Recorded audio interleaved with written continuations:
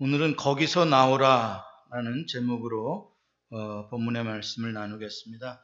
여러분 19년 전 9월 11일에 있었던 사건을 기억하실 것입니다. 세계무역센터 빌딩이 무너져 내린 그날의 무서웠던 그 기억 잊을 수가 없습니다. 테러로 화재가 발생하자 뉴욕의 모든 경찰들과 소방관들은 목숨을 걸고 그 두 빌딩으로 달려갔습니다. 그들은 불을 끄기 위해서 가는 것이 아니라 그 빌딩에서 아직 탈출하지 못한 사람들을 빨리 탈출시키기 위해서 그곳으로 간 것입니다. 모든 수단과 방법을 동원해서 빨리 그 빌딩에서 나오라고 외쳤습니다. 그 빌딩은 여러분들이 상상하는 것보다 더 큰 빌딩입니다. 그 안에는 얼마나 귀중한 서류들과 얼마나 귀중한 것들이 많이 있었겠습니까? 모르긴 해도 아마 금은보화도 꽤 많았을 것입니다. 그러나 그 순간에 가장 긴급한 것은 빨리 그곳을 떠나서 나오는 것보다 더 중요한 것은 없습니다. 왜냐하면 조금 후에 상상하지도 못하던 그 위대하던 빌딩이 그냥 무너져 내리고 말았기 때문입니다. 세상에 그렇게 크고 아름답게 잘 지었던, 튼튼하게 지었던 빌딩이 한순간에 그냥 사라져 버릴 것이라고는 어느 누구도 상상하지 못했을 것입니다. 오늘 읽은 본문의 이야기는 이제 마지막 종말의 때에 이 무역센터 빌딩보다 수천 배나 더 크고 견고한 더 화려한 큰 성 바벨론이 한순간에 무너질 것에 대한 경고의 말씀입니다. 큰 성이라는 표현은 Great City라는 표현은 이것은 영원할 것 같은 그렇게 그냥 보기만 해도 믿어지는 그러한 위대한 그러한 건물을 말씀하는 것입니다. 그러한 강한 나라를 상징하는 것이죠. 여기서 바벨론이라는 이름이 등장하는데 바벨론은 사실 역사적으로 고대에 있었던 그런 제국입니다. 그러나 오늘 이 역사가 끝나는 계시록에 바벨론이 등장하는데 이것은 상징적인 대명사로서 쓰여지고 있는 것입니다. 하나님을 대적하는 인간 왕국을 바벨론이라고 말하고 있는 것이죠. 이 배후에는 그 나라를 조종하는 옛 뱀이라고 하는 사탄이 그 인간 왕들을 조종하고 있는 것입니다. 성경은 구원사를 기록한 책입니다. 구원의 역사죠. 구원의 역사는 무엇입니까? 사탄에게 종노릇한 인간들을 하나님이 불쌍히 여겨서 그들로부터 사탄으로부터 건져내시려는 역사, 그게 구원의 역사입니다. 하나님은 창세 이래 지금까지 그리고 앞으로 이 요한계시록이 완성될 때까지 쉬지 않고 날마다 하고 계시는 사역이 그 인간 왕국에 속한 사람들을 하나님의 왕국으로 다시 돌아오라고 그곳을 떠나 하나님께서 다스리시는 나라로 들어오라고 외치고 계시는 것입니다. 마지막 이때까지 거기서 나오라라고 외치는 마지막 순간까지도 나오지 않는 사람들은 어떻게 되나? 그들은 바벨론이 멸망할 때 함께 멸망하고 영원한 죽음에 이르게 된다는 경고입니다. 그러므로 구원이란 탈출하여 하나님의 왕국으로 들어가는 것입니다. 사탄의 왕국에서 하나님의 왕국으로 옮겨가는 것입니다. 창세기 11장에 보면 니므롯이라는 큰 전사가 나옵니다. 위대한 힘을 가진 사람입니다. 그 사람이 등장한 이후에 생긴 일은 신할 땅에 바벨탑을 건설하는 이야기였습니다. 바벨탑은 지금 이 바벨론을 상징하는 원형입니다. 하나님께서는 흩어져 번성하고 땅에 충만하라고 사람들에게 말씀하셨습니다. 그러나 바벨탑을 세운 사람들은 뭐라고 말한 줄 아십니까? 우리가 흩어짐을 면하자. 그리고 우리가 우리의 이름을 내자. 하나님을 정확하게 대적하는 세력입니다. 그들이 힘을 모아서 바벨탑을 쌓고 자기들의 영광을 드러내려고 하는 것입니다.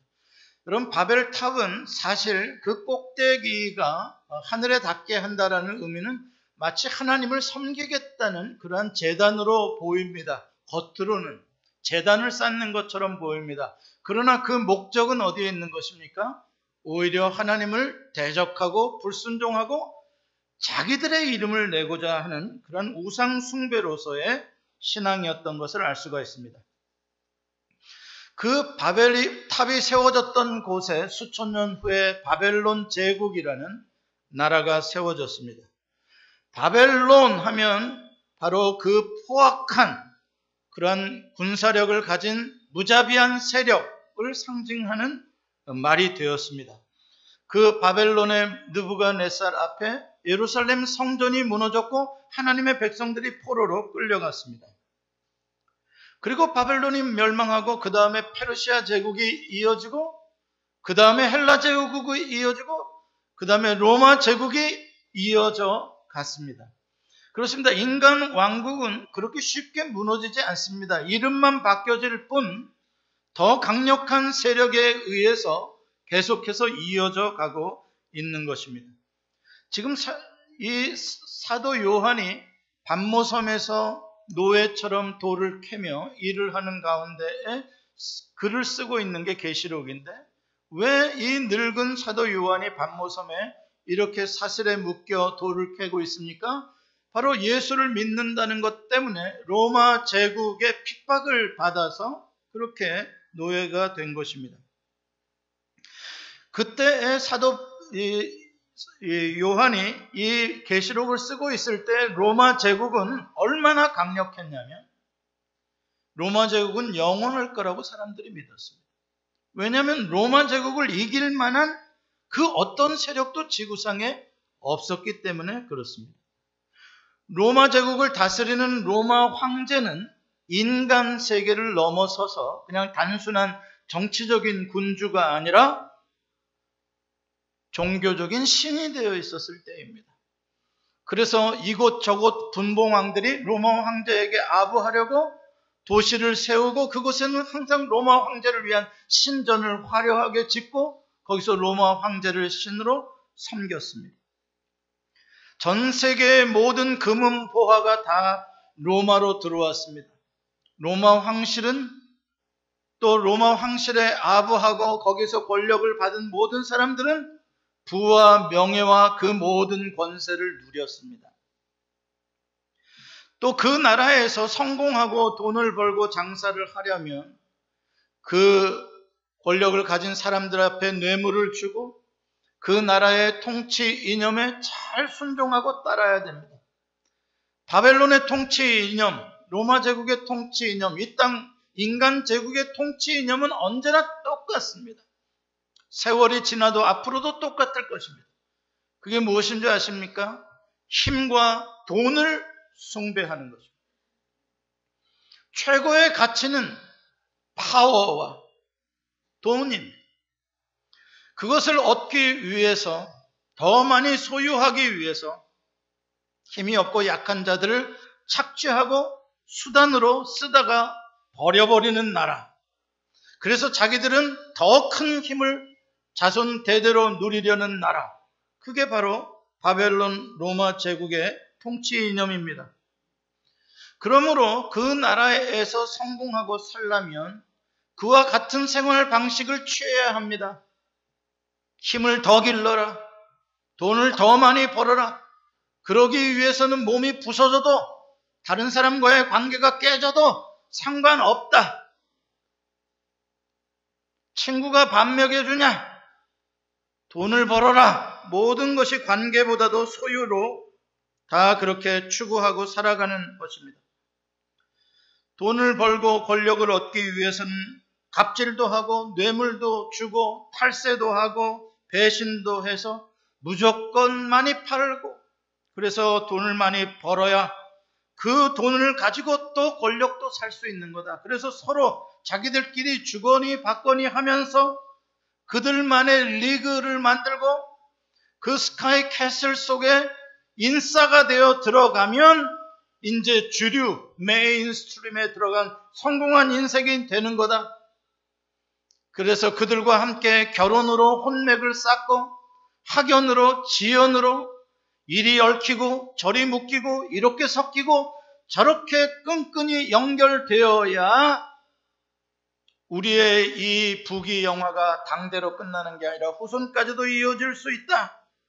이게 바로 바벨론의 가치관인 것입니다. 사실 바벨론의 그 음녀와 그와 음행하고 섞이고 함께 나누는 이 사람들, 그들만의 스카이 캐슬 속에서 리그의 인싸가 된 사람들은 사실 모든 걸 다 가지고 있는 사람들 맞습니다. 그들은 우리가 상상할 수 없는 정치적인 권력을 가지고 있습니다. 우리가 상상하기 어려울 정도의 경제적인 그러한 돈을 가지고 있고, 사실 지적 재산권이 가난한 자들에게 있겠습니까? 돈 많은 자들에게 있겠습니까? 연구를 할 수 있다는 것은 돈이 많아야 연구할 수가 있다는 것입니다. 그러니까 지적 재산도 다 그들만의 것입니다. 모든 유통망을 누가 다 장악하고 있습니까? 전 세계의 정보망을 누가 장악하고 있습니까? 다 그들끼리입니다. 그들은 한 나라의 권력을 장악하고 사법부까지 장악했기 때문에 자기를 벌할 사람도 없습니다. 이 땅에. 언론도 장악했기 때문에 자기에 대해서 비판할 그러한 말해주는 사람도 없습니다. 그러한 무소불위의 권력을 가진 사람들끼리 전 세계적으로 네트워킹을 합니다.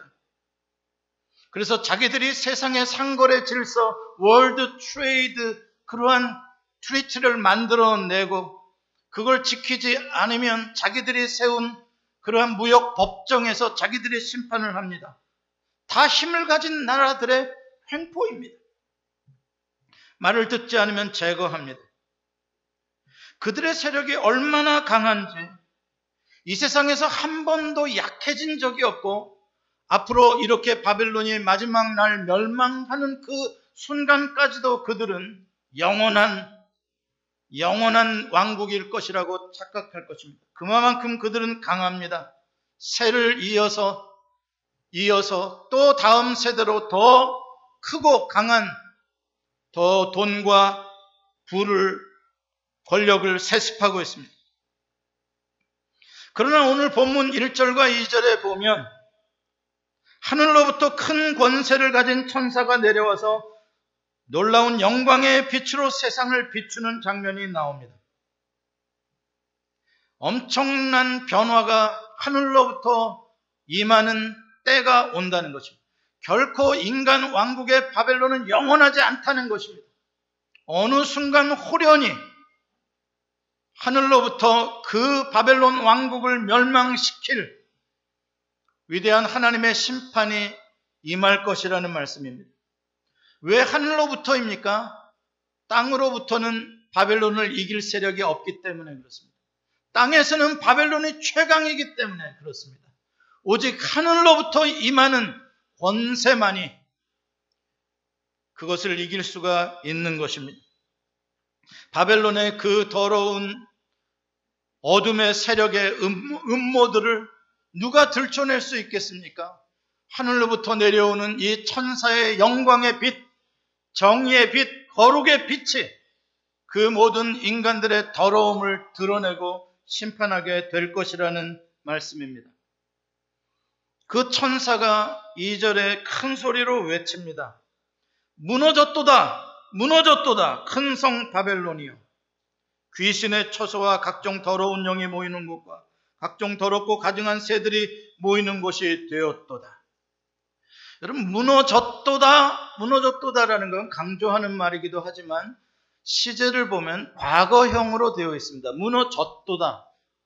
끝난 사건처럼 표현하고 있습니다. 그러나 이것은 이미 끝난 것이 아니라 이제 곧 끝날 미래의 사건입니다.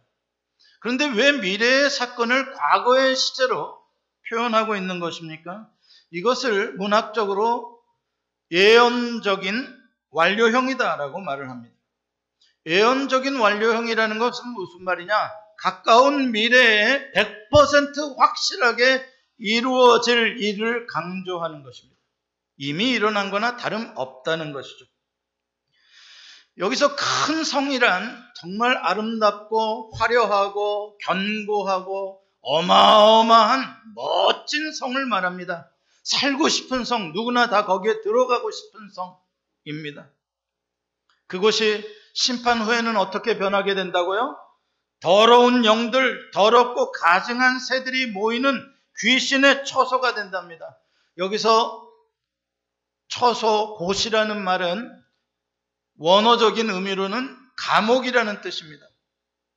그동안 바벨론 제국의 앞잡이 노릇, 선전 노릇을 했던 귀신들이, 더러운 영들이 바벨론이 멸망할 때 함께 그곳에 멸망당하고 그곳에 갇히고 심판당할 것에 대한 예언의 말씀입니다. 오늘 8절에 보면은 그 큰 성 바벨론이 멸망하는데 얼마가 걸리는가? 하루 만에, 하루 동안에 불살라서 사라질 것이다 라고 말씀합니다. 좀 상상해 보십시오. 영원할 것 같았던 바벨론이 하루 만에 사라져 버린답니다. 10절에 보면은 그거보다도 더 짧은 1시간 만에 무너졌다고 말합니다. 이것은 바벨론의 연약함을 말하려고 하는 것이 아니라 하나님이 심판주가 얼마나 강한 분인지에 대해서 비교하는 말씀입니다. 이 세상에 아무리 무소불위의 권력을 휘두르는 세력이라고 하더라도, 그 어느 누구도 언터처블한 세력이라고 하더라도 하나님 심판주 앞에서는 그냥 한순간에 무너져 내릴 것에 지나지 않는다. 그 하나님을 믿어라는 것입니다. 그 하나님을 두려워할 줄 알아야 된다는 것입니다. 여러분, 골리앗은 천하무적의 장수였습니다. 어디 한 군데 칼 하나 찌를 데도 없었고 창 하나 던질 곳도 없을 만큼 완전 무장을 한 거인이었습니다. 그러나 하나님은 어린 목동의 그 작은 물맷돌 하나에 그 골리앗이 쓰러지게 하시는 분이십니다. 할렐루야. 그러므로 아무리 큰 성이라고 하더라도, 아무리 수천 년 묵은 음녀라고 하더라도 하나님이 그것을 무너뜨리는 데는 어려움이 없습니다. 하나님이 소리를 한 번만 바라시면 그 모든 것은 다 무너져버리고 말 것입니다. 그거는 어려운 게 아닙니다. 하나님께서 이 세상의 그 불의한 세력들을 한순간에 불로 심판하시는 일, 그거 어려운 일 아닙니다. 역사에는 그런 일 숱하게 나와 있습니다. 그러나 진짜 하나님께서 걱정하시는 일은 그 바벨론 속에 들어가서 정신줄 놓고 퍼져서 그 바벨론의 포도주를 마시고 있는 하나님의 백성들이 문제라는 것입니다. 제자들이 길을 가다가 밭에 가라지가 많이 난 것을 보고 예수님께 말합니다. 이 밭에 가라지는 뿌리지 않고 알곡을 뿌렸는데 왜 이렇게 가라지가 먼저 많이 나는 겁니까? 이 가라지를 다 뽑아버리시죠. 예수님께서 가만두어라 하십니다. 가만두어라. 추수 때까지 놔두어라. 가라지를 뽑으려다 알곡을 상하게 할까 염려하노라. 무슨 뜻입니까? 하나님께서 가라지를 한 번에 갈아엎어버리시는 건 어려운 게 아닙니다. 그러나 그러다가 그 안에 있는 알곡까지도 다칠 것에 대한 하나님의 염려와 그 알곡들을 향한, 그 무지몽매한 알곡들을 향한 하나님의 사랑에 안타까움이 있다는 것입니다. 그래서 왜 이렇게 주님이 아직도 더디 오시나, 왜 심판이 아직도 안 이루어지나, 아직도 바벨론에 퍼지고 앉아서 이게 똥인지 된장인지도 모르고 바벨론에 포도주를 마시고 있는 하나님의 백성들을 정신 차리라고 나오라고 하나님이 한 명이라도 더 불러보시려고 오늘도 그 심판을 유보하고 계시는 것입니다. 오늘 본문 4절에 보면 하나님께서 하늘로부터 큰 소리로 외치십니다. 내 백성아, 내 백성아, my people, my son, my daughter, 내 아들, 내 딸들아, 거기서 나오라. 그의 죄에 참여하지 말고 그가 받을 재앙들을 받지 말라. 뭐가 느껴지십니까? 아버지의 안타까운 부르짖음입니다. 나와라. 그 불나고 조금 후면 무너져 내릴 그 빌딩에서 빨리 내 아들아 나와라. 거기 있는 거 다 놓고 나와라. 거기에 수조 원이 있더라도 놓고 나와라. 아버지의 마음입니다. 이게 바로 우리의 구원을 향한 하나님의 사랑이요, 하나님의 열심입니다. 이 하나님의 사랑과 열심이 지금도 이 지구상의 시계바퀴를 돌아가게 하고 있는 것입니다. 이 하나님의 이 부르짖음의 음성은 창세기 아담이 범죄한 이후로부터 지금까지 단 하루도 쉬지 않고 부르시고 외치시는 음성인 것입니다. 어느 날 그 소리에 여러분도 듣고 나도 들어서 바벨론을 떠나 아버지 나라로 옮겨간 사람들이고, 내일도 모레도 이 음성을 듣고 누군가가 그 나라를 떠나 아버지의 나라로 옮겨갈 사람들이 있기에 주님은 오실 날을 하루라도 더 늦추고 계시는 것입니다. 가인이 자기의 제사가 거절당하고 동생의 제사가 받아들여졌을 때 동생에 대해서 시기하고 미워하는 마음이 생겼습니다. 내가 형인데 내게 받아들여지고 네게 받아들여지지 않아야지. 내가 형인데. 동생을 미워하다가 심지어는 동생을 죽일 생각까지 품게 됩니다. 그러니까 하나님께서 뭐라 그러는 줄 아십니까? 가인아, 지금 사자가 내 문 앞에 웅크리고 엎드려 있구나. 무슨 말입니까?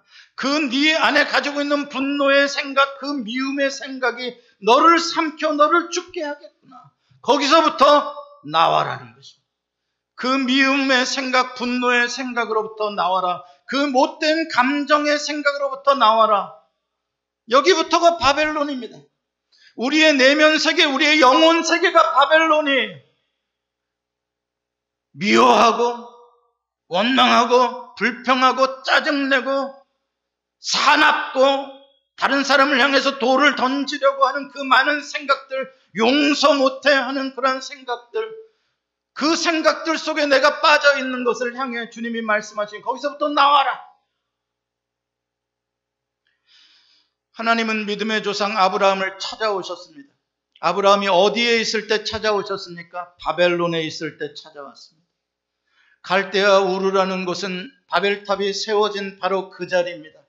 장차 바벨론 왕국이 세워질 바로 그 도시가 갈대 우르입니다. 하나님이 그곳에 찾아가셔서 하나님의 사람을 택하시고 이곳을 떠나 내가 내게 지시할 곳으로 가라라고 말씀하십니다. 그 말씀을 따라 옮겨가는 것을 믿음이라고 하는 것이죠. 그렇게 거기서부터 꺼내서 하나님의 나라로 옮겨주시는 것을 구원이라고 하는 것입니다. 그러므로 떠남이 없이 구원은 없는 것이고 떠나지 않으면 믿음도 아닌 것입니다. 소돔으로 들어간 아브라함의 조카 롯의 이야기를 합니다.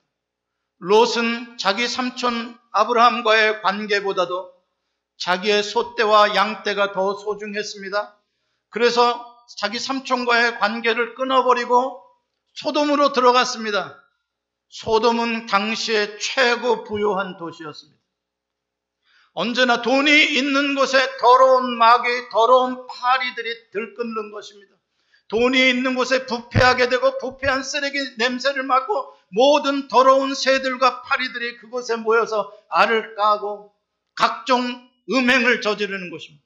여러분, 소돔 하면 여러분들 무조건 동성애만 이야기하는데 동성애는 그 중에 극치의 하나요? 소돔은 음행의 도시였다는 걸 알아야 됩니다. 음란의 도시였어요. 거기로부터 롯을 구원하시려고 하나님께서 일부러 사자들을 그 소돔으로 보내십니다. 롯의 가족을 구원하시려고요. 너희가 이곳에 있는 한 내가 이 소돔성을 멸할 수 없도다. 빨리 이 소돔성을 떠나라. 하나님의 말씀입니다.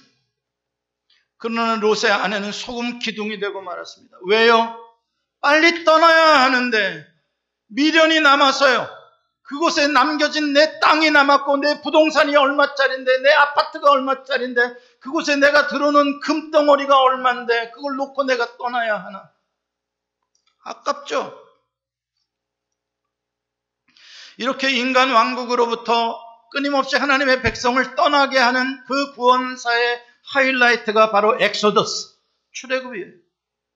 말 그대로 떠나는 것입니다. 출애굽이에요. 애굽에서 나오는 거예요. 모세를 바로에게 보내서 내 백성을 가게 하라. 내 백성을 떠나게 하라. 애굽으로부터, 인간 왕국으로부터. 인간 왕국은 어떤 곳이라고요? 힘을 가진 바로가 이스라엘 백성들을 짐승처럼 노예처럼 착취하고 억압하고 그 힘으로 자기는 영원 불사할 것 같은 피라밋을 만들고 그 힘으로 호의호식하는 그 나라로부터 하나님은 자기 백성을 건지기를 원하셨습니다. 바로는 저항하죠. 예, 바벨론은 쉽게 자기 백성을 내주지 않습니다. 마귀는 쉽게 내주지 않습니다. 내 건데 쉽게 줍니까? 값을 지불하라고 요구하죠. 그래서 하나님께서 독생자라는 어마어마한 값을 지불해 놓으시고 우리를 나오게 하시는 것입니다. 바로의 저항, 그것도 어려운 문제였지만 출애굽에 있어서 더 어려웠던 건 뭔지 아십니까? 더 모세를 절망하게 하고 모세의 마음을 안타까워했던 건 누구입니까? 바로가 아니라 이스라엘 백성들이었습니다. 하나님의 백성들이었습니다. 하나님의 백성들이 모세를 향해 원망합니다. 당신이 뭔데 우리에게 나타나서 우리가 그냥 여기서 노예로 그냥 밥 먹고 뜨뜻하게 그냥 살면 그만인데 왜 여기서 탈출해 나가자 자유를 얻자 이런 소리를 해가지고 바로로 하여금 열을 받게 만들어서 지푸라기도 주지 않는데 지난번보다 벽돌은 더 많이 만들어라고 우리를 학대하니 못 살겠다. 좀 우리를 놔둬라. 그냥 여기서 그냥 노예로 살다가 죽는 게 훨씬 낫겠다. 모세가 얼마나 자기 백성들 때문에 그 당한 고통과 아픔이 크겠습니까? 그게 어디 모세의 고통입니까? 하나님의 아픔이죠. 애굽을 떠난 이스라엘 백성들은 몸만 떠났지 마음은 여전히 애굽에 있었습니다. 그들의 생활 방식과 생각하는 스타일도 다 애굽식 노예식이에요. 조금만 먹고 살기가 어려우면 좀 환경적인 조금 어려움이 닥치면 물질이 좀 모자르면 바로 원망하고 애굽으로 돌아가자고 그렇게 말했습니다. 몸은 나왔지만 마음은 그대로 애굽에 남아있는, 그리고 하나님을 섬기는데 금송아지를 만들어서 섬기려고 하는, 하나님이라고 이름은 붙이는데 방식은 애굽의 방식인 거죠. 절묘하게 섞여 있는 우상 숭배입니다. 이게 지금 제일 큰 문제입니다. 하나님의 백성들을 하나님이 나오라고 하는데 나올 생각은 하지 않고 바벨론에 그대로 머무르면서 금송아지를 갖다 놓고 하나님, 우리가 하나님을 경배합니다. 나를 축복해 주세요.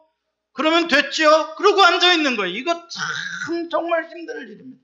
거기로부터 나오라는데 나오지를 않고 거기에 퍼지고 앉아서 금송아지 만들어 놓고 나는 하나님을 섬긴다니까요. 예수 그리스도로 나는 구원을 얻었다니까요. 이러고 앉아있는 겁니다. 타협하는 거죠. 하나님을 우상으로 숭배하는 거예요. 하나님을 우상으로 숭배했던 대표적인 사람이 북왕국의 아합이라는 왕입니다. 아합은 하나님을 안 섬긴 사람인 줄 알죠? 천만의 말씀입니다. 아합은 하나님을 섬겼던 사람입니다. 하나님의 애언도 들으려고 했던 사람입니다. 그러나 그가 진짜 섬겼던 건 누군지 압니까? 이세벨이 가지고 왔던 바알신이었습니다. 두 개가 교묘하게 섞여 있죠. 그 아합 왕의 마음속에 바알신이 들어있다는 걸 기가 막히게 잘 아는 영은 누구일까요? 더러운 영들이죠. 그것을 기가 막히게 잘 아는 자들은 누구일까요? 거짓 선지자들입니다. 하나님의 선지자라는 사람들이 아합의 마음을 기쁘게 해주는 어용 선지자가 돼가지고 하나님의 뜻과 정반대되는 애언을 해줍니다. 아합에게 듣기 좋은 소리를 해주는 거죠. 아합의 혀노릇을 해주고 있는 거예요. 아합이 여호사밧과 더불어서 아람을 치자 이 생각을 품고 있어요. 그럼 무슨 예언을 해줘야 아합이 좋아합니까? 치러 가십시오. 하나님이 아람을 당신의 손에 맡기셨습니다. 가서 승리하십시오. 왕이시오. 그러나 진짜 하나님의 말씀을 받은 미가야 선지자는 가면 당신 죽습니다. 그랬더니 그 예언을 했다고 미가야에게 물도 주지 말라고 감옥에 가다 쳐놓고 말았습니다.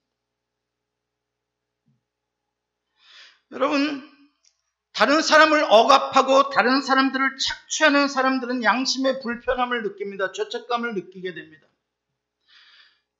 그런데 그것을 느끼지 않으려고 하는 게 뭔지 아십니까?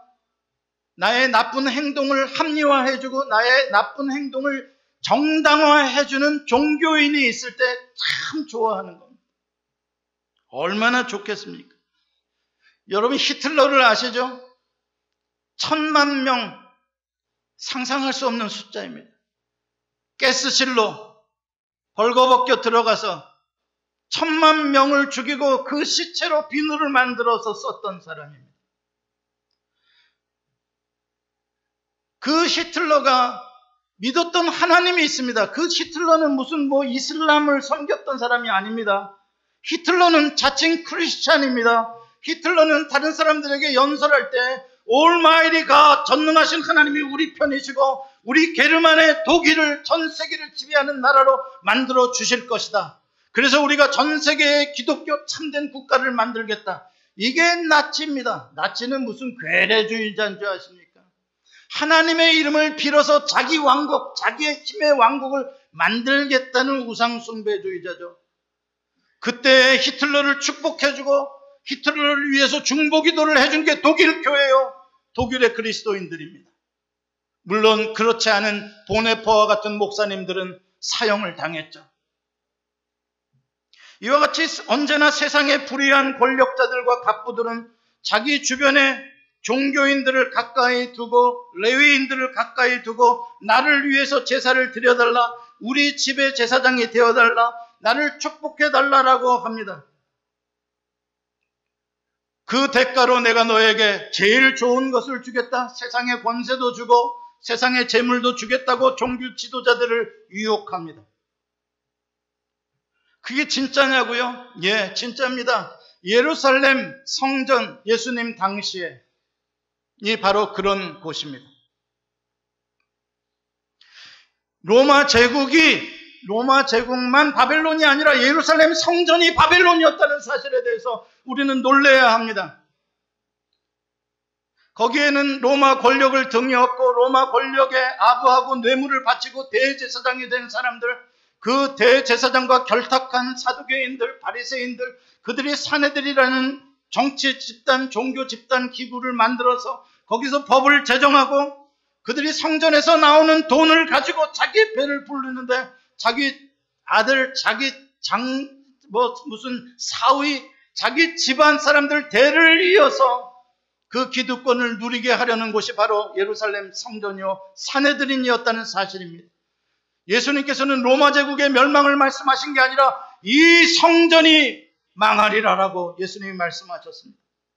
종교적인 바벨론, 겉으로는 예수님의 십자가를 내걸고 겉으로는 믿음으로만 구원을 받는다라고 이게 복음이다라고 말은 잘하는데 실제로 살아가는 모습, 그들의 가치관은 예수님의 가치관이 아니라 십자가의 길이 아니라 로마 황제의 길, 바벨론의 길, 힘을 추구하고 내 아들아 더 큰 힘을 가져라, 내 자식아 돈을 더 많이 벌어라, 이게 돈이 되는 일이냐, 이런 일을 하고 있게 바보같이 살지 마라. 전부 다 바벨론의 가치관으로 살아갑니다. 우리 기독교인들이 정치적인 힘을 가져야 된다, 큰 소리를 칩니다. 기독교 당을 만들자, 기독교 대통령을 만들자. 착각하지 마십시오. 이 땅에 어떠한 정치적인 나라도 기독교 나라는 없습니다. 없을 것이고요. 인간 왕국은 절대 하나님의 왕국이 될 수가 없습니다. 끊임없이 힘과 경제적인 부유함을 추구하고 대대로 그 기득권을 세습하려고 하는 사람들, 종교적인 바벨론. 정통교회라는 간판은 멋있게 붙였는데 그 속에 들어가 보면 바벨론의 음료가 따라주는 그 맛있는 권력의 달콤함에 이미 취해서 그들만의 리그 속에서 우리 교회 장군이 몇 명인 줄 아냐? 우리 교회 변호사는 숲에 빠졌고 우리 교회의 국회의원이 몇 명인 줄 아느냐? 우리 교인들이 지금 몇 명인 줄 아느냐? 전부 다 힘으로 세력으로 그 단맛에 포도주에 취해 있는 교회들. 이들이 하물며 이럴진데 신천지와 나머지 이단들은 아예 대놓고 해먹죠. 대놓고 거짓말하고 대놓고 착취하고. 디모데후서 3장 1절로부터 5절은 이렇게 타락한 바벨론의 가치관을 가지고 종말을 살아가는 그리스도인들에 대해서 경고합니다. 같이 한번 읽어봅니다. 좀 길지만 시작. 너는 이것을 알라. 말세에 고통하는 때가 이르러 사람들이 자기를 사랑하며 돈을 사랑하며 자랑하며 교만하며 비방하며 부모를 거역하며 감사하지 아니하며 거룩하지 아니하며 무정하며 원통함을 풀지 아니하며 모함하며 절제하지 못하며 사나우며 선한 것을 좋아하지 아니하며 배신하며 조급하며 자만하며 쾌락을 사랑하기를 하나님 사랑하는 것보다 더하며 경건의 모양은 있으나 경건의 능력은 부인하니 이 같은 자들에게서 네가 돌아서라. 바벨론의 음료가 주는 포도주가 뭐라고요? 너 자신을 사랑해라. 돈을 사랑해라. 돈을 위해서라면, 힘을 위해서라면 무정한 사람이 되어라. 내가 원하는 것을 얻기 위해서 종교적인 신앙을 이용하는 것을 우상숭배라고 하고 그것을 영적인 음행이라고 오늘 본문에 말하고 있는 것입니다. 여러분, 바벨론의 음료는 무슨 뿔 달린 괴물이 아니요. 겉으로는 천사 같고 겉으로는 복음을 외치는 적그리스도라는 걸 알아야 합니다. 가장 복음적이고 우리가 가장 정통이다라고 말하는 속에 속아가 넘어가는 것입니다. 나는 거짓이 아니고 나는 진실이다라고 말하는 사람들이 오늘날 얼마나 거짓된지 모릅니다. 관계보다도 다른 사람들을 비난하고 다른 사람들을 한없이 깨뜨리고 관계를 깨뜨리고 분열을 시키고 나라를 깨뜨리고 이런 일을 하면서 우리는 정통이고 우리는 사랑의 기독교다라고 외치는 사람들이 바벨론입니다. 몸은 구원을 받았을지는 모르겠지만 마음은 이미 바벨론에 속해 있습니다. 거기서 나와야 됩니다. 바벨론은 멀리 있는 것이 아니라 바벨론은 나도 모르는 사이에 내가 바벨론 속에 앉아있는 동안 나도 모르는 사이에 내 안에 들어와서 바벨론이 나의 생각이 되었고 나의 삶의 가치관이 되었고 나의 생활 방식이 되었다는 데에 대해서 우리는 놀라야 하는 것입니다. 예수님께서는 너를 부인하고 자기 십자가를 지고 나를 따라오는 그리스도인이란 예수 그리스도를 따르는 자들이라는 뜻입니다. 예수 그리스도가 걸어가신 십자가의 길을 따라가는 자들이라는 뜻입니다. 삶입니다. 사는 것입니다. 그러나 정말 그리스도인들이 예수님처럼 살려고 하고 있습니까? 바벨론처럼 살려고 하고 있습니까?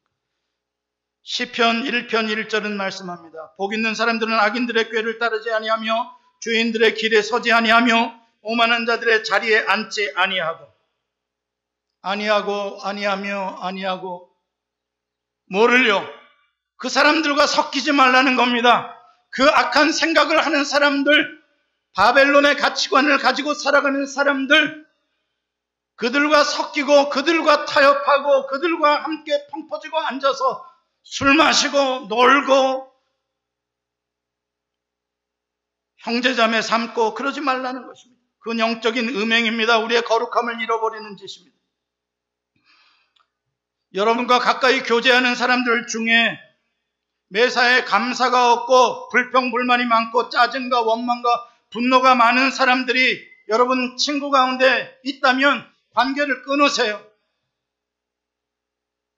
여러분, 제가 며칠 전 어떤 데이터를 봤는데 360명인가를 가지고 조사한 데이터였는데, 가난한 사람들의 98%, 가난한 사람들의 98%의 친구들이, 가난한 사람들에게 친구가 100명 있다면 그 중에 98명이 부정적인 사람들이라. 무슨 말씀인지 아시겠어요? 내가 누구랑 같이 지내느냐는 그렇게 중요한 것입니다. 여러분 주변에 늘 낙심하고 불안하고 염려로 가득 찬 사람들이 있다면 거기로부터 나오셔야 돼요. 여러분들 주변에 교회는 뭐 하려고 가니? 교회는 맨날 이런 데더라. 교회는 맨날 저런 데더라. 교회에 대해서 그렇게 함부로 말하고 또 기도하면 뭐하니? 말씀 보면 뭐하니? 이런 사람들로부터 나오셔야 됩니다. 여러분들은 나는 사랑이 있으니까 그런 사람들의 친구가 내가 되어줘야지. 천만의 말씀입니다. 하나님은 그들의 친구가 되어주라고 하는 게 아닙니다. 바벨론을 구원하라고 말씀하시는 게 아닙니다. 거기서 나오라고 말씀하십니다. 우리는 그들의 메시아가 될 수 없습니다. 우리는 바벨론을 구원하는 메시아가 아닙니다. 구원은 거기로부터 탈출하는 것입니다. 하나님은 우리가 얼마나 연약한 존재인지 압니다. 여러분 오늘 이렇게 앉아있다가도요, 밖에 나가서 누군가가 조금 내 귀에다가 조금 뭔가 좀 속삭거리는 소리 해보십시오. 금방 일리가 있다고 고개를 끄덕거리고 앉아 있습니다. 여러분 우리를 유혹하는 사람들, 불평하는 사람들에는 이유가 없이 불평하지 않습니다. 일리가 다 있습니다. 들어보면 그럴만합니다. 그러나 그것은 진리가 아닙니다. 일리가 있다고 그래서 들어주면 안 됩니다. 사랑하는 성도 여러분, 우리는 우리부터 보호를 해야 합니다. 코비드-19 때문에 지난 6개월간 우리는 이상하게 뭔가 답답하고 뭔가 불안하고 뭔가 그냥 편하지가 않는 그러한 시간들을 보내고 있습니다. 그동안의 라이프 스타일과는 너무나 달라져 있는 그러한 상황들 속에서 우리는 굉장히 지금 무엇을 해야 할지 허둥지둥합니다. 마치 담배를 피다가 끊었던 사람들 같고 알코올에 중독됐다가 이제 술을 끊어보려는 사람들처럼 금단 현상이 자꾸 나타나고 있는 것 같아요. 뭔가 불안하고 못 살겠어요. 뭔가 좀 해야 되겠어요. 우리가 도대체 무엇에 그동안 중독되어 살았기 때문에 이 시간들이 이렇게 불안한 것입니까? 예, 한번 생각해 보십시다. 나도 모르는 사이에 바벨론의 라이프 스타일 사이클에 맞춰져 있었던 건 아닙니까? 바벨론의 돈과 힘을 추구하는 그 삶의 방식에 내가 젖어 있었던 건 아닙니까? 이제 그런 것들을 다 끊어버리고 나에게 오는 모든 그쪽의 소스를 다 막아버리고 오직 하나님으로부터 오는 은총만으로 살아보겠다고 하니까 불안해지는 거 아닙니까? 그러나 이것은 끊어야 하는 일입니다. 우리는 세상이 주는 힘과 돈으로 사는 사람들이 아니라 하나님 아버지가 주는 은혜로 사는 사람들이라는 것을 이번에 이 배고픔을 통해서 이 금식의 시간을 통해서 깨달아야 합니다. 다시 그곳으로 광야가 싫으니 애굽으로 돌아가겠다고 하면 안 됩니다. 하나님은 이 시간을 통해서 우리가 무엇에 중독되어 사는지에 대해서 우리 자신을 드러내놓고 점검하기를 원하시고 계시는 것입니다. 여러분 두려워하지 마십시오. 광야에서 굶어 죽었던 그리스도 하나님의 백성이 없습니다. 광야에는 만나가 있고 생수가 있습니다. 믿으십시오. 여러분 그 하나님으로 온전히 여러분들의 마음을 다 들여서 시냇가에 심겨진 옮겨진 나무가 되어서 가뭄이 들어도 시절을 쫓아 과실을 맺으며 잎사귀가 풍성한 진짜 축복 있는 인생이 되시기를 축원합니다. 기도하시겠습니다.